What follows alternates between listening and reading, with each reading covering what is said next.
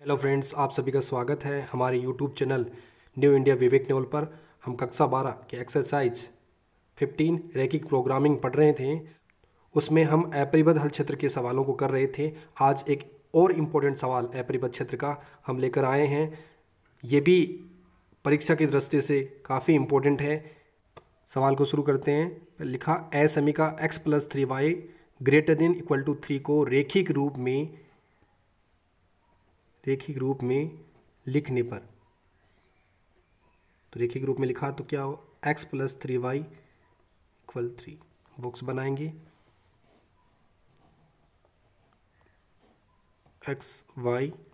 x का मान हमने 0 रखा तो y का हमें 1 प्राप्त हुआ। y का यदि 0 रखेंगे तो हमें x का मान 3 मिलेगा।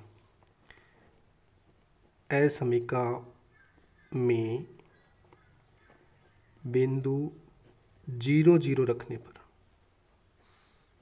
देखिए ये मूल बिंदु से जाने वाली रेखा नहीं, असमीका नहीं है, इसलिए हम 0 0 ही रखेंगे। 0 3 गुणा 0।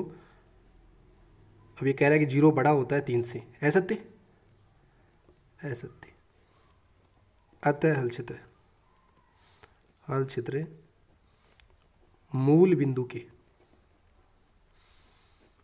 के दूसरी ओर प्राप्त होगा। इसी प्रकार दूसरी असमीका x+y greater than equal to को रैखिक रूप में लिखने पर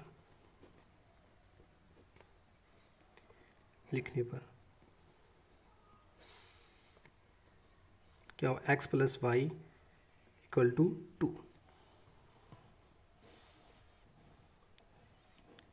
x का मान 0 तो y का 2, इसका 0 तो इसका 2। असमीका में बिंदु 0 0 रखने पर, तो आपने 0 रखा, 0 + 0, 0 बड़ा होता है 2 से, असत्य।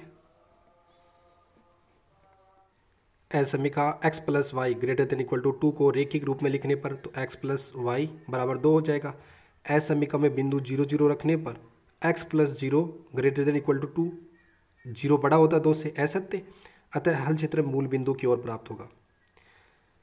तीसरी और चौथी असमीकाएं सभी सवालों में दी होती हैं। ये x greater than equal to 0 मतलब x बराबर 0, ये वाई एक्स को बताता है। हल क्षेत्र वाई एक्स के दाईं ओर प्राप्त होगा। चौथा y greater than equal to 0, y बराबर 0, तो ये x को बताता है। हल क्षेत्र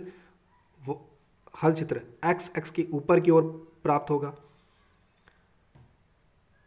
ये अब हम ग्राफ बनाते हैं। हमें जो रैखिक समीकरण बनाई हमने, उनके बिंदु हम इसमें अंकित करते हैं। ज़्यादा से ज़्यादा मान है वो 3 है, इसलिए हम थोड़े बड़े बिंदु ले लेते हैं। 1 2, ये 3 और ये 4। ऐसे वाई एक्स पर भी 1 2 3 और ये 4। पहली असमीका थी x+3y greater than equal to 3 0, उसको पहली असमीका के बिंदु 0 1 ये हो गया 0 1, और 3 0 ये हो गया 3 0। दूसरी असमीका के बिंदु 0 2 ये हो गया 0 2, और ये हो गया 0 2 0 को मिला देते हैं। जो आपकी दोनों बिंदु, प्रत्येक असमीका के दोनों बिंदु मिला देते हैं, जिससे हमें रेखा प्राप्त हो जाएगी।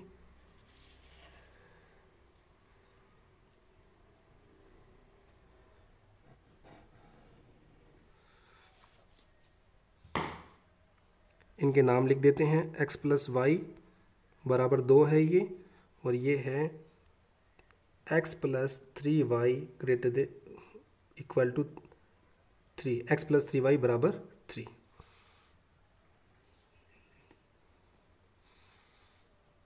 अब देखिए हल क्षेत्र ढूंढते हैं इनका।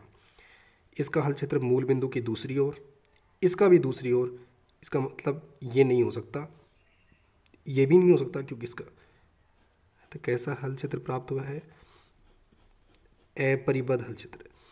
और ये दोनों एक बिंदु पर काट भी रही हैं, तो रब कार्य जो कटान बिंदु का आपका जो है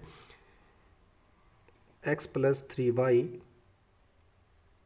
इक्वल 3 और x plus y equal to 2। Solve कर लीजिए इनको, x कट गया माइनस, तो माइनस का ये y 2y बच गया, माइनस यहाँ तो यहाँ बच गया 1, तो y बराबर हो गया 1/2। अब y बराबर 1/2 होगा तो x प्लस 1/2 बराबर 2, तो x बराबर हो गया 2 माइनस 1/2 3/2। तो ये आपका कटान बिंदु आ गया। आप देख लीजिए जब आप ग्राफ बनाएंगे तो एकदम क्लियर बिंदु प्राप्त होंगे आपको, 3/2 1/2।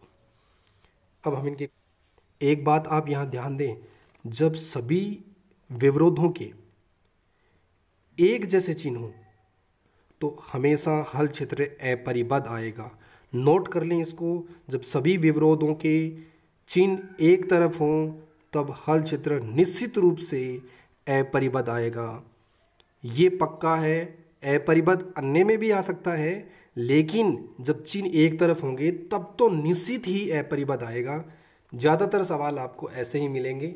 आली है कोणीय बिंदु लिख लिए हैं, 0 2 था, 3 0 था और एक कटान बिंदु जो था दोनों रेखाओं का वो 3/2 और 1/2 था। उद्देश्य फलन हमारा z बराबर 3x प्लस 5y है, इसमें मान रखते हैं और मान निकालते हैं।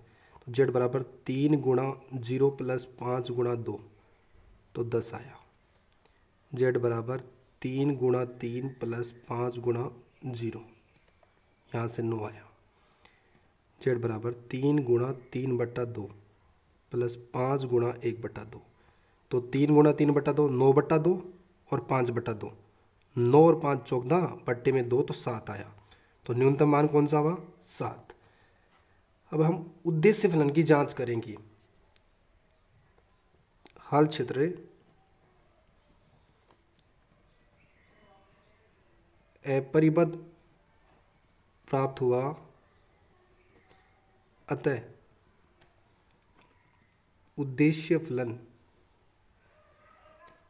की जांच करने पर उद्देश्य फलन को लिखेंगे कैसे, ध्यान रहे। 3x प्लस 5y, देखिए न्यूनतम है तो लेस देन का चिन्ह लगेगा 7। अब इसको हम रेखिक रूप में लिख देते हैं और बॉक्स बना लेते हैं। एक्स वाई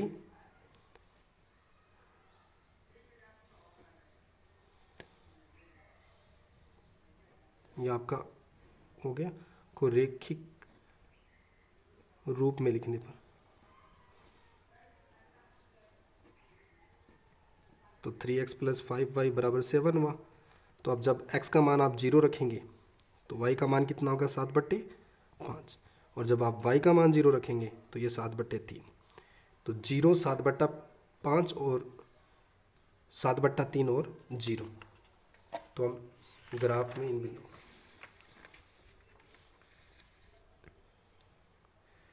अब यहाँ ध्यान से देखिए, ये बिंदु रखने से ही हमें उद्देश्य फलन में 7 मान प्राप्त हुआ था, अतः ये बिंदु तो आएगा ही आएगा।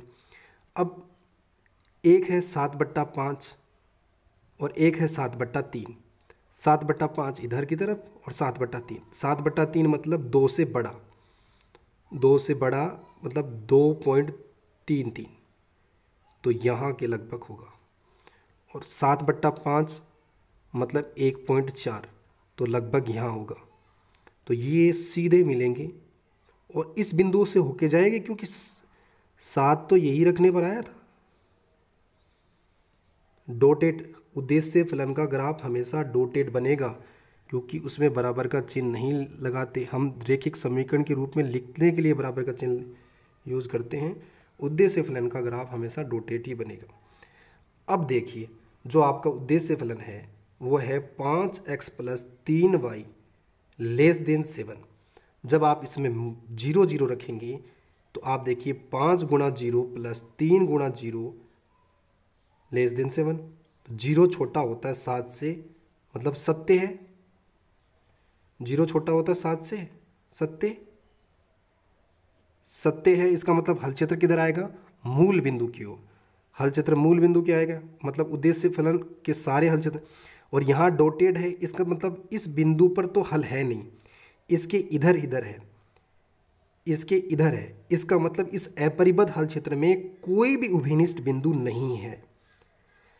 देखिए, अपरिबद्ध हल क्षेत्र में यदि उद्देश्य फलन कोई भी कॉमन बिंदु रखता है तो कोई हल नहीं होता, लेकिन यहाँ कोई कॉमन बिंदु नहीं है, अतः हल होगा, हल वही होगा जो हमें पहले प्राप्त हुआ था। उद्देश्य फलन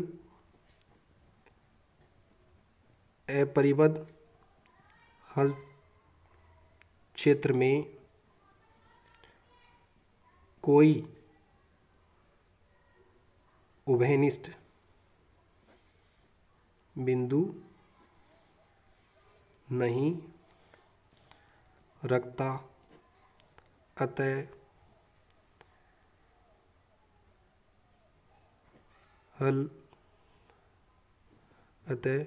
दी गई रैखिक प्रोग्रामन समस्या का वही हल होगा जो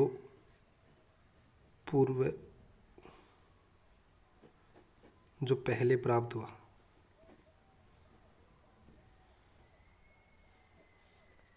हल क्या हुआ, पहले क्या प्राप्त हुआ है आपको, बिंदु 3/2 1/2 पर न्यूनतम मान